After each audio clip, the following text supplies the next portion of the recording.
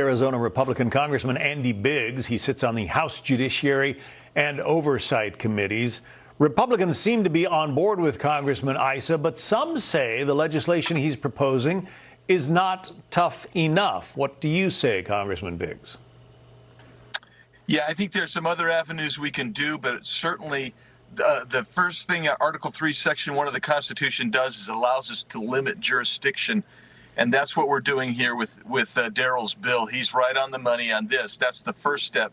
There are other things that can and ought to be done, in my opinion, but this is where we begin. I want to put up what President Trump tweeted, what he put on Truth Social earlier today. He writes, "People are shocked by what is going on with the court system. I was elected for many reasons, but a principal one was law and order. If it was up to District Judge Boasberg and other radical left judges, nobody would be removed. The president wouldn't be allowed to do his job, and people's lives would be devastated all throughout our country." Judge Boasberg, for those who might not recall, is the guy who told the administration that they had to turn around the aircraft that were loaded with gang members, illegal immigrants and gang members who had come to this country. The administration ended up defying that order, and the planes went anyway. But it does seem interesting that a guy like Judge Boasberg, who wasn't elected by anybody, can stop, or at least try to stop, the work of the administration, the one guy in the country who is elected by the entire nation. Yeah, John, that's right. And again, we get to this point of what Article 3, Section 1 allows. It only allows a federal district judge, or any judge actually, to serve under a term of good behavior. During good behavior is the actual quote from the Constitution.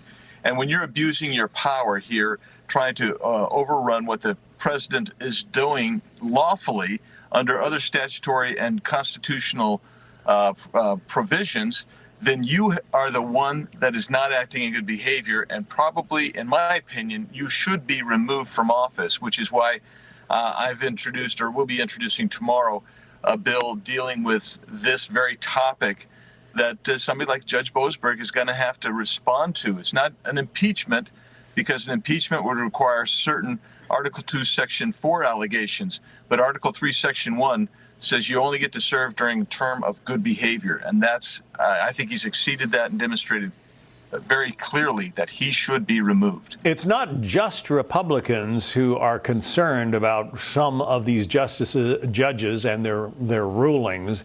Here's what Senator Grassley put in the Wall Street Journal this weekend. He writes, "Not only Republicans have been alarmed by far-reaching consequences of some district court decisions.